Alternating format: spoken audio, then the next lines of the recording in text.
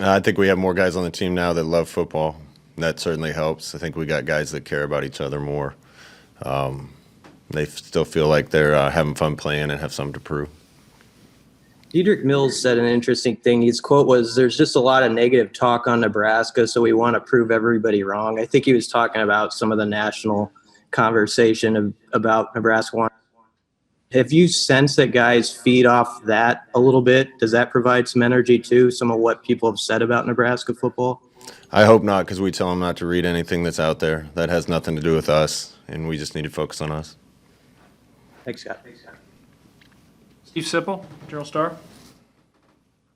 As a play caller, Scott, how much did it help to have Mills back there? Yeah, it helped. I thought he ran tough, made a couple good blocks, did a lot of good things. We've been missing him. He's our only veteran back there. It's just weird how the day worked out. We weren't sure if we are going to have him, and then the night before game, we didn't think we were going to have Marvin. So we still felt good about who we had, but he went out in warm-ups and looked good and played a big role. So you weren't sure if Dedrick would be ready to roll? No, he practiced during the week, but he certainly wasn't 100%. So we were just going to wait and see how he looked in warm-ups, and had a good warm-up. So he said he was ready, and we went with it. One other thing, Brendan Hymas has made 39 straight starts. What does that stat alone tell you about him? Well, he's been a key piece of what we've been doing. Great kid, really good player. He's stayed healthy. He's been committed and dedicated. So we're grateful we have him. Thank you. Jake Bartecki, KRNU. Coach, can you speak a little bit to your kicking situation? I mean, that's a position that's been a little bit of a revolving door since you got here. Now you have Connor Culp. He's been really consistent, made a career long on Saturday. And just how much of a relief is it to have consistency in that position, and how much does it affect your game plan and play calling and whatnot?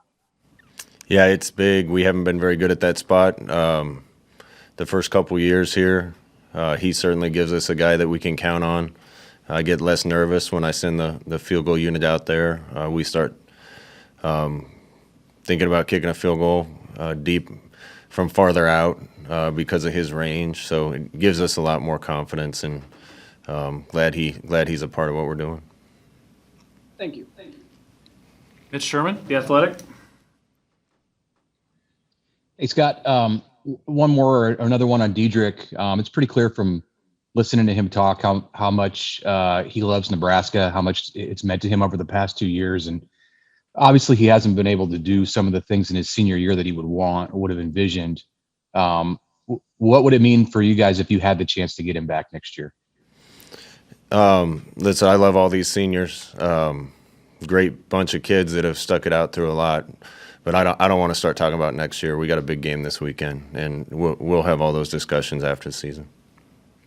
So, as far as Dedrick's passion, how do you see that play out on a day-by-day basis? Just the feelings that he has to be in this program.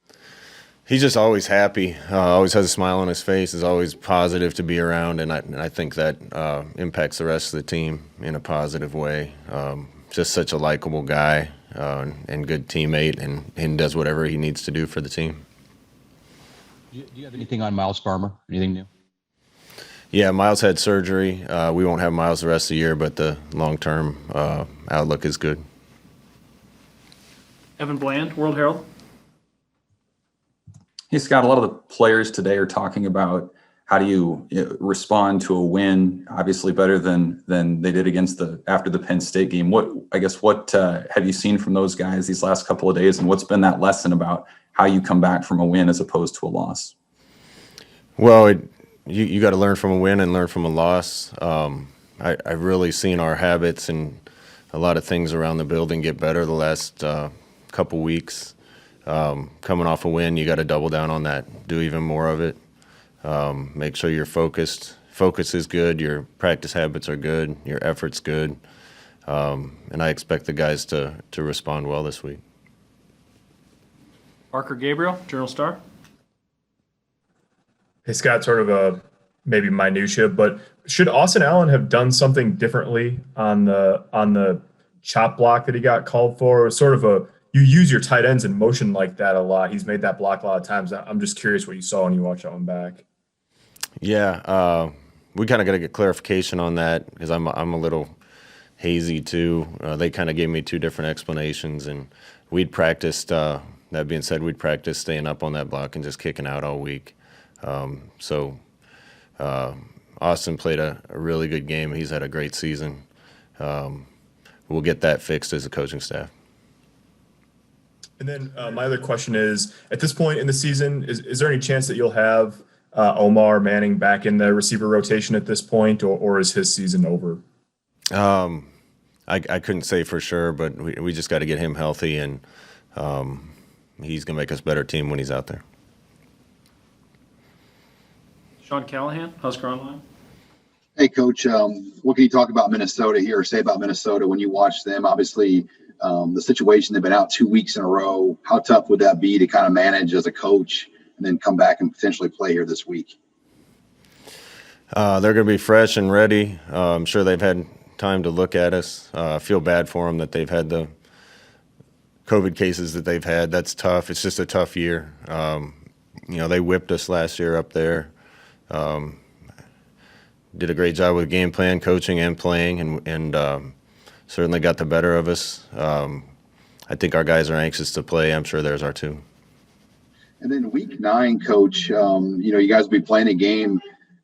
What do you know about week 9? It just seems odd that really nobody seems to know much across this conference. You're going to be playing a game on December 19th, and there really aren't any details about who, where, when, where at this point right now. Yeah, count me in the group that doesn't know much. So we're focused on this week. We'll worry about that later. Andrew Ward, KLKN. Hey, Scott, we just talked to a lot of your seniors. Just, do you have a word to describe this class, and why choose that word? They're tough and they're resilient. I'd probably pick those two. They've been through a whole heck of a lot, and really starting to see growth on our football team. I've been seeing it for a while. It's starting to show up on the field, and those guys spearhead that. So it's a tough group. Sam McEwen, World-Herald. Hey, Scott, you must have seen something in Adrian after, maybe it was after Penn State, maybe it was after Illinois, that convinced you that he could go in and do the things that you wanted him to do that he hadn't done earlier in the season. And he's done those things. What did you see in those practices that convinced you to do that? And how do you feel like he's rebounded just as a leader and as a player? The rebound is impressive. Really, Sam, I saw that improvement from both quarterbacks.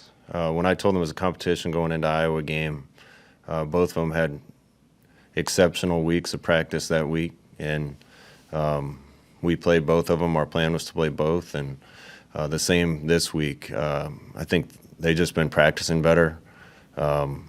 We've been completing more balls, getting them off on time, making better decisions, and that's translated to the field. And I don't know if what happened was a motivation. I know in my college career had a couple negative things happen, and I used that as a motivation, had a chip on my shoulder. So I don't really know if that's it or if some success has led to more confidence. But either way, both guys are practicing better and playing better on the field.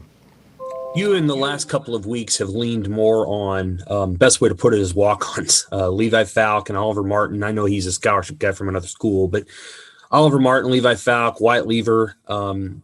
Was there also a shift there where you guys decided we're just going to play the guys that know the playbook and we'll do what we ask them to do? Yeah, one thing we did look at is, we had a bunch of guys that were close, some of them being young and learning, some others that have been here, and we kind of figured we were doing a little disservice by spreading the reps out too much. So we did want to narrow it down a little bit. But that group of guys you see playing has been dedicated to this. We knew our walk-on program would take a while to help us. Those guys typically don't come in and play as freshmen. But if you take the time to develop them, they're going to help. And in year 3, I think you're starting to see a lot of those guys contribute. it was great to see Wyatt in the end zone, and Oliver and Levi certainly had good games too. Thank you. Aaron Sorensen, Hale Varsity. Hey, Coach, 6 games in, how do you think Matt Lubick has influenced the offense at this point? He's been a positive for us. Our receivers keep improving. He makes my life a lot easier. I can focus more on the team and attitudes and culture and things of that nature because a lot of it's getting taken care of for me. So Matt's a huge asset to us and especially to me. Back to Parker Gabriel, Journal Star. Scott, could you give just your thoughts on the level that Cam Taylor-Britt is playing at? Obviously, it seems like he's really settled into playing corner well, and DiCaprio had high words of praise sort of for where he's at this point in his career. Yeah, I thought both those guys played a really good game on Saturday. Both talented. Cam did some really good things and has all year, and I think he's on track to be one of our best players around here in a while. So we're lucky to have him. We're going to keep coaching him, and we expect that kind of play out of those two guys every week. Back to Steve Sipple. Xavier Betts is clearly settling in a little bit, at least.